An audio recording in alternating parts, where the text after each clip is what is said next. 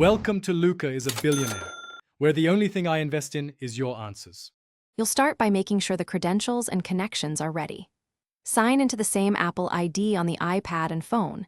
This is required for handoff, iCloud sync, and continuity.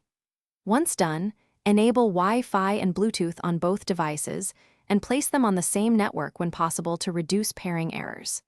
Make sure two-factor authentication is active and you can receive the verification code on your phone. This secures the link and authorizes device trust. Now configure the features that let the iPad and phone act as one. On both devices, go to Settings, then General, then AirPlay and Handoff. Turn Handoff on so apps pass between devices. Next, enable call forwarding and text message forwarding in phone, FaceTime, and Messages settings. You'll authorize the iPad from the phone when prompted. Also, choose which iCloud services, contacts, photos, notes, to sync, because shared data is how the devices stay in sync. Finish by authorizing and testing the link.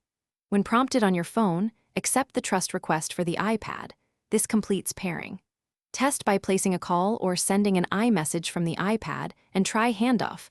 Open Safari on one device and continue on the other.